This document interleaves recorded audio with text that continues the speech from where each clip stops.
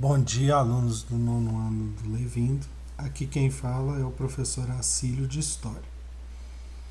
No ano passado, no contexto da pandemia, o Estado de Minas Gerais trabalhou com os PETs, os Planos de Estudo Tutorados. E eu tinha o hábito de gravar um vídeo por PET, né? Um vídeo falando das 4 semanas do PET. Como a pandemia não acabou e a gente ainda vai trabalhar com plano de estudo tutorado, agora um por bimestre, estou gravando um vídeo orientando sobre a resolução dele. Apesar da gente ter aula online, da gente ter um contato maior, vocês poderem tirar dúvida, eu acho melhor gravar um vídeo orientando sobre as 4 semanas. Vou deixar o PET em formato de Word lá no Google Classroom do Conexão Escola e ele também em formato de formulário que vocês podem responder online. E vou estar disponível para tirar qualquer dúvida com vocês pelos canais competentes lá da escola, nos horários estabelecidos. Então vamos dar uma olhadinha nesse PET, o que ele determina para as 4 semanas. Semana 1 é o mundo contemporâneo, o antigo regime em crise. Vem aqui um texto sobre iluminismo. E número 1. O iluminismo ou ilustração foi uma escola filosófica que criticava abertamente o poder absoluto dos reis. No entanto, os próprios iluministas propunham um novo sistema político, que consistia, letra A, na limitação do poder real através da Constituição e das leis municipais. Ele não fala da limitação do poder real, ele não quer o poder do rei, mas ele é contra o absolutismo. B. Na divisão do poder absoluto em 3 ramos distintos, interligados no executivo, legislativo e judiciário, que é a divisão dos 3 poderes do Montesquieu, que ele fala em dividir o poder absoluto em 3, executivo, legislativo e judiciário. Então a letra B é correta.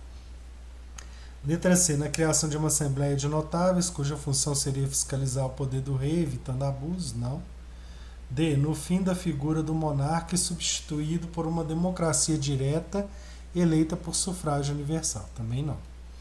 2. Em suas teses, Montesquieu defende a concentração de poderes nas mãos, por exemplo, de um rei absolutista. Essa afirmação está correta? Justifique sua resposta. Como eu acabei de falar na questão 1, isso está errado. O Montesquieu não defende a concentração de poder na mão do rei. Muito pelo contrário, ele pensa que esse poder absoluto do rei tem que ser dividido em 3, no executivo, legislativo e judiciário. 3. Evelyn Beatriz Hall, biógrafa de Voltaire, resumiu o pensamento do escritor com a célebre frase: "Posso não concordar com nenhuma das palavras que você disser, mas defenderei até a morte seu direito de dizê-las." A frase expressa um dos ideais do iluminismo como, letra A, liberdade de expressão, porque ele está defendendo o direito de cada um ter uma opinião. Quando ele fala que ele não concorda com a sua opinião, mas ele defende o direito de você dizê-la. Então é a liberdade de expressão que é o pensamento que o Voltaire defende. Semana 2. Os processos da Revolução Francesa e seus desdobramentos na Europa e no mundo. Aí vem falando sobre a Revolução Francesa, tá? Um resumo. Atividades. Número 1. Compete-vos, portanto, decidir se Luís é inimigo do povo francês, se é estrangeiro. Luís combateu o povo, foi vencido. É um bárbaro, um estrangeiro prisioneiro de guerra. O traidor não era o rei dos franceses, era o rei de alguns conjurados. Fazia recrutamentos secretos de tropas, tinha magistrados particulares, considerava os cidadãos como seus escravos. Discurso e relatório, Saint-Just, Lisboa, Presença, 1975, página 41.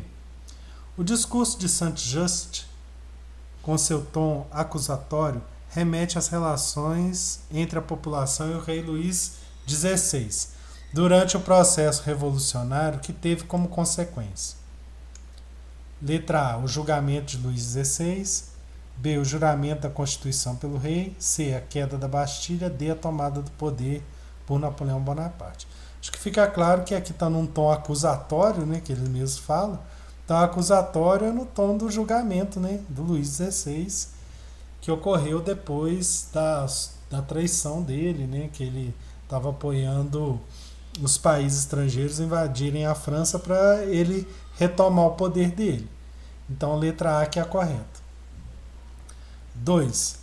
Pode-se dizer que ao final do processo, Napoleão Bonaparte surgiu como um garantidor da igualdade social, principalmente favorecendo a classe camponesa? Justifique sua resposta.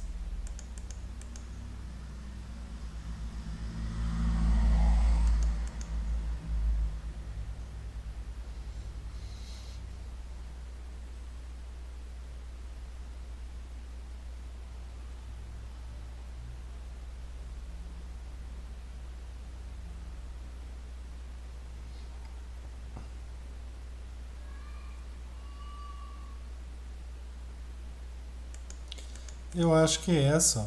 Pode-se dizer que ao final do processo surgiu como garantidor da igualdade social, principalmente favorecendo a classe camponesa? Justifique sua resposta. Acho que não favoreceu a classe camponesa, mas uma alternativa de resposta é essa parte aqui das consequências da Revolução Francesa. Ó. Fim dos privilégios de classe na França, fim de qualquer resquício do feudalismo no país, início da consolidação do capitalismo, início do processo de queda do absolutismo na Europa e na França, inspiração para movimentos de independência no continente americano, popularização da república como forma de governo e separação entre os poderes, imposição das liberdades individuais que tornavam os homens iguais perante a lei, desenvolvimento de um grande sentimento nacionalista na França após a Revolução, já que a participação popular foi decisiva para seu desenrolar. Ou seja, tem a igualdade perante a lei, né? E aí, assim, ele não favorece a classe camponesa, mas ele garante a igualdade de todos perante a lei, entendeu? Então, assim, não é favorecer a classe camponesa. O que acaba acontecendo como consequência lá na França é todo esse aspecto aqui dos fins dos privilégios e igualdade perante a lei, né? E um sentimento nacionalista. Semana 3. Processo de independência na América. Tem bloqueio continental.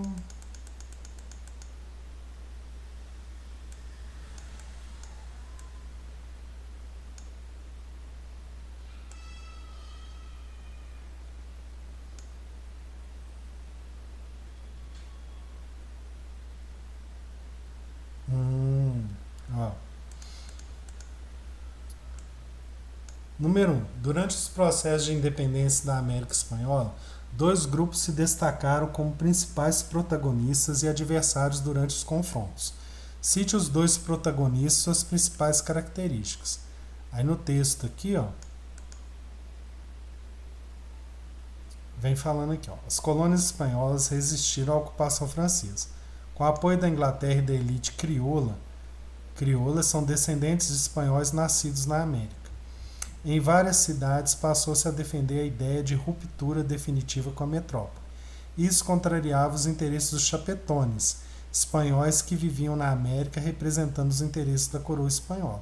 Então os dois grupos são a crioula e os chapetones. E a característica está aqui. Ó. O que é crioula? Os descendentes de espanhóis nascidos na América. E o que é chapetone? Espanhol que viviam na América representando os interesses da coroa portuguesa. Espanhol não, espanhóis, né? Ó, então, isso aqui responde número 1. 2. Crioulos e chapetones eram, respectivamente, letra A, os espanhóis os mestiços, B, os naturais da América e os espanhóis, C, os mestiços os precursores da independência, letra D, os representantes da coroa espanhola e os grandes comerciantes. Como a gente viu na questão anterior, a única que encaixa aqui é a letra B. Os naturais da América e os espanhóis. Tá? Chegamos à semana 4. O tema é Independência do Brasil. Aí vem um texto falando sobre independência, pode ser útil. Número 1. Observe atentamente o quadro de Pedro América, Independência ou Morte. Aí a gente tem aqui Dom Pedro I, né? Assinale a alternativa correta sobre essa obra. A pintura exalta a figura de Dom Pedro I como o único protagonista do processo emancipatório brasileiro. Pode ser essa, porque eu já acabei de falar de Dom Pedro I ali no centro. B. A obra não teve nenhuma importância na construção do imaginário brasileiro ao permanecer oculta durante quase todo o século XX. Não. C. A função do quadro era apenas decorativa, pois se tratava de uma encomenda de Dom Pedro II para conservar a memória do pai. Também não. Letra D. A pintura é extremamente fantasiosa, pois o dito fato na realidade não ocorreu. Ocorreu a independência do Brasil. Só a letra A é a verdadeira, gente. A pintura exalta a figura de Dom Pedro I, que ele está no centro. Ele é que faz a independência, né? Aqui pelo quadro, aqui parece que ele fez tudo sozinho. Então a letra A. 2. Por ocasião do dia do fico, estando clara a intenção de Dom Pedro I em não retornar a Lisboa, as cortes portuguesas acabaram por recuar, reconhecendo de pronto a independência brasileira. Essa afirmação está correta? Justifique. Não, né? Acho que no texto aqui vai estar falando, ó. Aqui ele está falando do dia do fico, ó. Dom Pedro teria dito: como é para o bem de todos e felicidade geral da nação, estou pronto, diga ao povo que fico. Aqui, ó, 28 de agosto, o retorno de Dom Pedro para Portugal deveria ser imediato. Os ministros de Dom Pedro eram acusados de traição. O príncipe regente, uma série de regiões do Brasil rebelou-se contra a independência. Tá. Não, a corte não aceitou, né, ele ficar no Brasil, né? Tanto é que aqui, ó, em 28 de agosto ele devia voltar. Os ministros do Dom Pedro foram acusados de traição, né? E então a corte portuguesa não aceita o fato dele ficar aqui no Brasil, né? Então a afirmação é incorreta, porque a corte não aceitou o fato dele ficar aqui, não reconheceu a independência e acusou os ministros dele de traição. E é isso, são as atividades das 4 semanas. Espero que eu tenha ajudado na resolução delas e estou à disposição para tirar qualquer dúvida que vocês tenham, tá? E muito obrigado por ter me escutado até aqui, tá bom?